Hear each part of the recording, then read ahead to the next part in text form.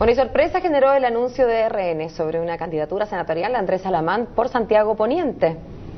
Bueno, este mediodía, de hecho, el ex abanderado presidencial confirmaría algo que ya lo han dicho todos, tras reunirse con el ministro Andrés Chadwick ahí en La Moneda. A ver, conversemos más sobre este tema, profundicemos. Se encuentra junto a nosotros Macarena Lescornés, editora de medios digitales de Copesa. ¿Cómo estás? ¿Qué tal, Macarena? Buen día. Hola, ¿qué tal? Muy buenos días.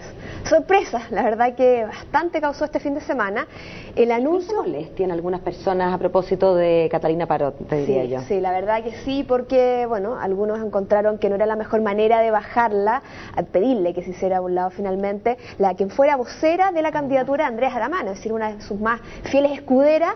Era una persona que ya había empezado a hacer campaña por Santiago Poniente desde hace mucho tiempo, que ya había dicho su intención de postularse. De hecho, una vez que dejó el gabinete, ya había dicho, el día que se había fue especulado en algún minuto con una candidatura por el norte, pero rápidamente se posicionó por Santiago Poniente. No hay que olvidar que es la circunscripción más grande del país, es decir, de las más potentes, por lo tanto tiene también un simbolismo grande y se juegan, como diría algunos, grandes espadas de la contienda nacional se van a jugar finalmente en esta senatorial. Ponemos, por ejemplo, por el lado de la Concertación, por ahí se disputa Girardi y Undurraga, es decir, dos pesos pesados, una carta potente, la democracia cristiana, el exalcalde de Maipú, y por otro lado, un senador emblemático de la centroizquierda, como es Joey Girardi. Y por el otro lado tenemos a quien veíamos recién en la nota, Pablo Salaquet, una de las figuras también potentes de la UDI, exalcalde de Santiago, que hay que ver si el caudal de votos que le traía precisamente la alcaldía ahora se puede ver refrendada en la senatorial. Y ahora tenemos a Andrés Salamán.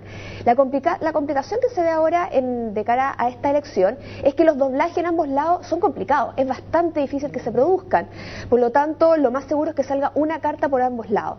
Por eso es que veíamos ahí las caras de la UDI un tanto de preocupación, ver si Andrés Salamán finalmente puede quizás arrastrar lo suficiente cantidad de votos como para hacer la carta elegida.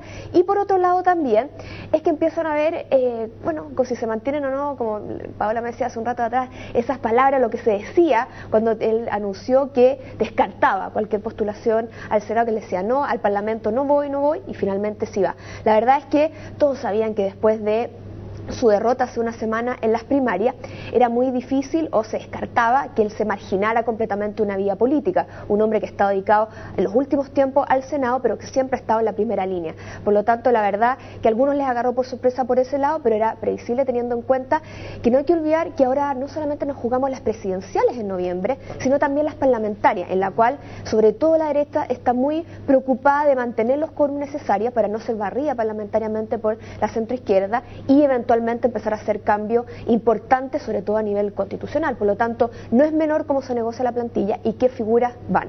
Algunos dicen que quizá habría sido más inteligente o más hábil al puesto Salamán en una circunscripción donde realmente se necesitara una figura potente para evitar un doblaje, no en Santiago, porque decían, ya quizás teníamos garantizado un cupo aquí en Santiago, es muy difícil que doblemos, por lo tanto lo que vamos a conseguir va a ser solamente perder una figura y no ganar una, y bueno, y eventualmente tener a alguien que acompañe el cupón parlamentario.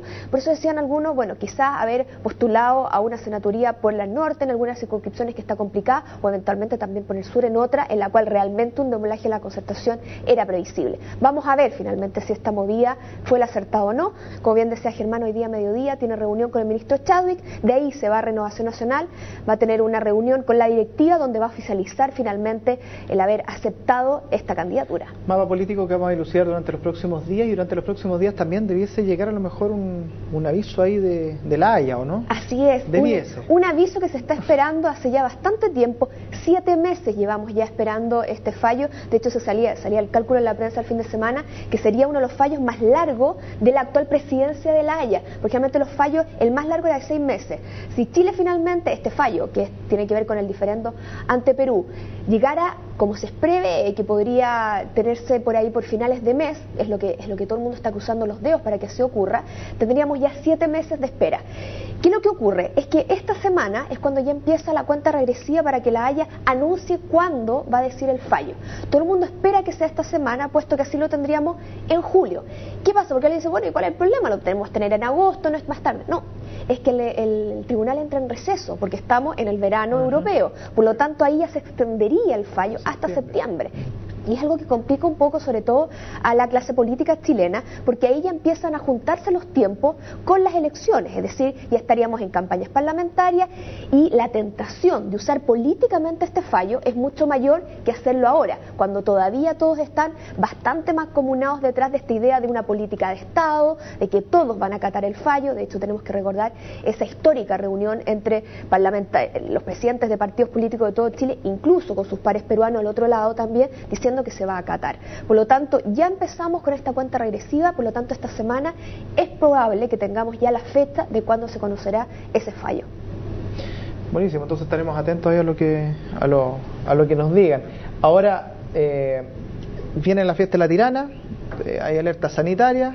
Empieza hoy día empieza la alerta sanitaria que fue anunciada por el ministro Mañalich la semana pasada, una alerta sanitaria que tiene a todos bastante tensos y complicados, porque todavía no se viene, si uno pudiera decir, lo peor o la mayor cantidad de gente, porque la fiesta empieza el 10 de julio hasta el 19, por lo tanto a mitad de esta semana es cuando se empieza el pic, pero lo que sí han hecho ya es decir, a partir de hoy día empieza alerta sanitaria. Le dirá, bueno, ¿qué significa la alerta sanitaria? ¿Qué es lo que implica esto? ¿Implica que, por ejemplo, pueden prohibir la fiesta a partir de hoy día? No. Ya dijeron las autoridades que no tienen atribuciones para prohibir la fiesta, no van a prohibir que nadie vaya, pero sí lo que les permite la alerta sanitaria es tomar algunas medidas de precaución. Por ejemplo, la Seremi Salud de Tarapacá puede empezar a pedir material extra, es decir, pueden empezar insumos, medicamentos extra a lo normal, puede empezar a pedir personal extra, ambulancia e incluso puede pedir la ayuda del ejército, es decir, para establecer puntos de control, lugares de auxilio, ver que la gente realmente porque se dijo ya que no se va a permitir que nadie suba al santuario sin estar vacunada. Que se cumpla eso sobre todo. Exactamente, se van a establecer una suerte como de aduana sanitaria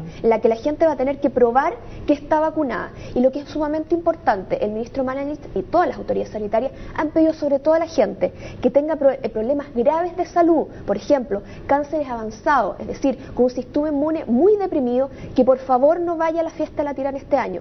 Lo mismo se aplica para gente muy mayor, para embarazada, para niños muy chicos, es decir, que la gente, por favor, por este año trate de evitar ir, por ejemplo, con guaguas de recién nacida.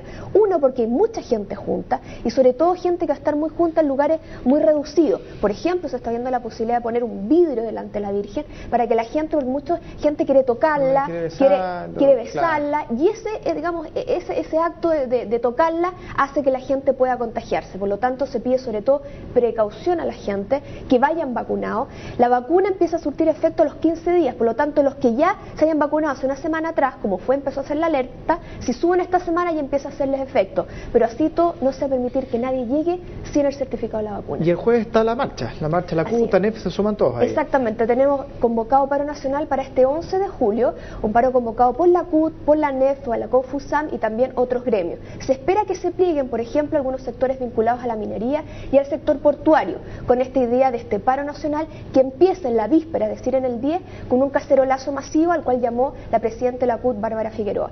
¿Qué es lo que se está pidiendo? Primero, una medida de presión para la negociación por el salario mínimo, que todavía no sale fumata blanca, a pesar de que ya llevamos meses y meses con esta discusión. Y por otro, también otras ya reivindicaciones de cierta manera tradicionales del sector, como es, por ejemplo, el fin de las FP y sobre todo cambio en el sistema, incluso hasta educacional, hasta otros sistemas, como por ejemplo mejorar sistemas de salud.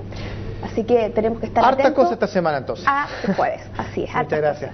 Hasta la próxima, chicos, hasta el lunes. Chao.